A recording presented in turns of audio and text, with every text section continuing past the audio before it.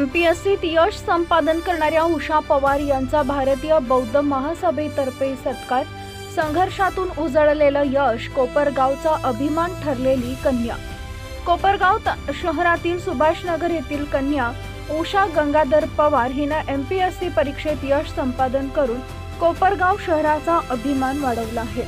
तिच्या या उल्लेखनीय यशाबद्दल भारतीय बौद्ध महासभा कोपरगाव शाखा आणि समता सैनिक दल यांच्या वतीने तिच्या निवासस्थानी भेट देऊन सत्कार व अभिनंदन करण्यात आले।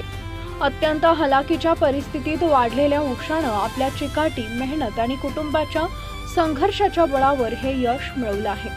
लहान वयातच वडिलांचे छत्र हरवल्यानंतर घराची जबाबदारी आई अहिल्याबाई पवार आणि भाऊ ज्ञानेश्वर पवार यांच्या खांद्यावर आली।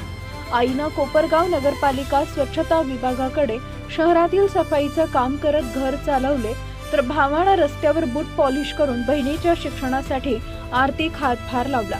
या दोघांच्या अथक परिश्रमांनी आणि त्यागांनी उषा शिक्षणात सातत्य ठेवत अखेर एमपीएससी परीक्षेत तिने यश मिळवले। या सत्कार प्रसंगी भारतीय बौद्ध महासभेचे तालुका अध्यक्ष विजयजी भातनकर, शहर अध्यक्ष दगुजी साबळे, माजी नगरसेवक अरविंद विघे, सामाजिक कार्यकर्ते देविदास रोठे, आंबेडकरी चळवळीचे ज्येष्ठ नेते शंकर अण्णा घोडेगाव, विलास गवळी, किरण गायकवाड, नितीन गायकवाड, मिलिंद घोडेराव, रामनाथ जाधव, गणेश पवार, सम्राट न्यूज चॅनलचे संपादक अजय विघे, नितीन गायकवाड, विलास पगारे, नितीन ठोंबरे आदी मान्यवर उपस्थित होते। कार्यक्रमाचं सूत्रसंचालन दगुजी साबळे यांनी केले, तर उपस्थित मान्यवरांनी उषा पवारच्या यशाबद्दल अभिमान व्यक्त करत तिला पुढील सेवाभावी वाटचालीस शुभेच्छा दिल्या। सम्राट न्यूज साठी संपादक अजय विघे, कोपरगाव। आज आपल्या कोपरगाव तालुक्यामध्ये कोपरगाव शहरातील आमची बहीण आदरणीय उषाताई पवार ह्या एमपीसी मध्ये अतिशय मोठ्या कष्टाने, माझ्या बहुतेक एमपीसी मध्ये उत्तीर्ण होणे की सोपी आणि साधी गोष्ट नाही, त्याला टॅलेंटच पाहिजे आणि त्याला एक आदर्श पाहिजे।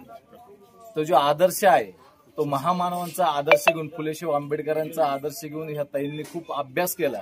अभ्यासाला 7 ते 9 घंटे ताईंनी दिलेत आणि एवढंच नव्हे तर अतिशय गरिबीची आणि एकदम हलकीची परिस्थितीमध्ये एवढं उत्तीर्ण होणं, एवढ्या मोठ्या अभ्यासक्रमामध्ये एक यश प्राप्त होणं ही काही साधी गोष्ट नाही। तर मी आपण या सर्व या ताईंकडनं आपल्या बांधवांनी, आपल्या भगिनींनी एक आदर्श घ्यावा आणि अशाच पद्धतीने फुलेशाह आंबेडकरांच्या विचाराने प्रेरित होऊन अभ्यासामध्ये क्रमप्राप्ती होऊन मोठं यश आपण संपादन करावं। या ताईंनी जे यश संपादन केलं त्याबद्दल आमच्या भारतीय बौद्ध महासभा, दी बुद्धिस्ट सोसायटी ऑफ इंडिया अर्थात भारतीय बौद्ध महासभा, राष्ट्रीय अध्यक्षा महाउपासिका मीराताईजी आंबेडकर, राष्ट्रीय कार्याध्यक्ष आदरणीय भीमरावजी आंबेडकर साहेब या धम्म संस्थेच्या वतीनं आणि आंबेडकर कुटुंबियाच्या वतीनं या ताईंना खूप लाख मोलाच्या शुभेच्छा देतो। ताईंची वाटचाल चांगल्या पद्धतीने ताईंची वाटचाल हो आणि ह्या बहुजन हिताच्या कामासाठी ताईंनी पुढाकार घ्यावा। हे जे आपण ज्या वाडी वस्तीतून जे आपण आलेलो आहोत, जे आपण गरीब वाडी वस्ती आहे, आपल्याला आता अधिकारही नव्हता, जो अधिकार महामानवाने आपल्याला मिळवून दिला, जे महामानव विश्वरत्न डॉक्टर बाबासाहेब असतील, छत्रपती शिवाजी महाराज असतील, त्याचप्रमाणे फुलेशाह आंबेडकरांच्या विचारांनी प्रेरित ज्या महामानवाने आपल्यासाठी काम केलं, तर त्याच पद्धतीने ताई तुम्हाला खूप मोठा हा गोल्डन चान्स आहे। तुम्ही शासकीय जमात झालेला आहात, बरोबर आहे, शासनामध्ये तुम्ही गेलेला आहात, तर आपले जे बांधव आहेत, जे गोरगरीब आहेत, त्यांच्यासाठी सुद्धा आपण चांगलं मोलाचं आपण काम करावं, त्यांना प्रेरणा देण्याचं काम करावं आणि त्यांच्यासाठी न्याय कसा मिळेल याची आपण नेहमी प्रयत्न करावे, हीच या ठिकाणी सर्वांची वतीने सदिच्छा या ठिकाणी व्यक्त करतो। थांबतो। जय भीम, जय। आज या बहुजन कुटुंबामध्ये आमची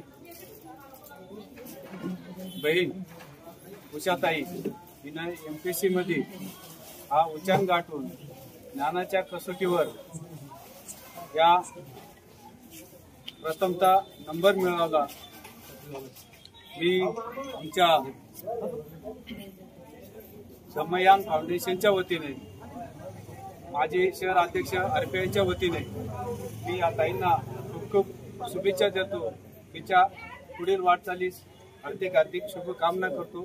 या ठिकाणी थांबतो। नमो बुद्धाय, जय। आज उपस्थित जे आले आहे कोपरगावचे त्यांना मनापासून आभार मानते आणि प्रथमतः भारतरत्न डॉक्टर बाबासाहेब आंबेडकरांना लाखोचा मुजरा माझ्याकडनं आणि त्यांचा विचारांचा खूप बगडा आहे माझ्यावर. कारण सिलेबस जो आयोगाने डिकोड केला आहे तो असा डिकोड केला आहे की प्रत्येक सिलेबसमध्ये भारतरत्न डॉक्टर महामानव बाबासाहेब आंबेडकर आणि छत्रपती शाहू महाराज आणि महात्मा फुले हे 3 इतके महापुरुषांचं सिलेबस दरवर्षी आयोग गटक गटब आणि राज्यसेवा टॉप एक्झाम मध्ये यांचे क्वेश्चन असतातच. आणि हे महामानव आयुष्यात प्रत्येक अधिकाऱ्याच्या समोर असावे आयोगाने असंच सिलेबस डिझाईन केलेला आहे याच्यामध्ये. आणि इट इज नॉट जोक. खूप मोठ्या चांगल्या पोस्ट आहे याच्यामध्ये. या उत्तरा स्पर्धा जो नाव दिलाय ना आयोग एमपीएससी म्हणत नाही, स्पर्धा परीक्षा म्हणतं. तर हे स्पर्धा नाव आहे त्याच्यामुळे तुम्हाला लाखो करोडो पोरं महाराष्ट्रातल्या याच्यातले उतरलेले असतात. तुम्हाला स्पर्धा पूर्ण महाराष्ट्रातनं द्यायची आहे. कारण मी कोपरगावतली मुलगी, मी गडचिरोलीच्या मुलीला फाईट केलेली आहे एका टोकातून दुसऱ्या टोकाला. पूर्ण महाराष्ट्र तुमच्या जवळ येतं. तुम्हाला याची गरज नाही, अख्खं महाराष्ट्र तुमच्या जवळ येतं. तेव्हा तुम्हाला समजतं की आपण कुठे. नक्की तुम्ही एक्झाम द्या, स्पर्धा परीक्षा आणि परिस्थिती मॅटर करू नका. माझी परिस्थिती बघा, मी फाईट केलेली आहे. तुम्ही फाईट करू शकता, माझ्यापेक्षा बेटर फाईट करू शकतात. आणि मी एवढंच मुलींना सांगेन, पुढे या आणि चांगला अभ्यास करा, चांगलं म्हणजे करिअर करा. आपल्या आई वडिलांचं जे चमक होती त्या दिवशी माझा रिझल्ट लागल्यानंतर ती फक्त एक डोळ्यात, माझ्या आईच्या डोळ्यात आजही ती चमक दिसते, भावाच्या डोळ्यात दिसते, बहिणींच्या डोळ्यात दिसते. ती मिळवण्यासाठी मी 16 मुख्य परीक्षा फेल होऊन पण मी सातत्य ठेवते.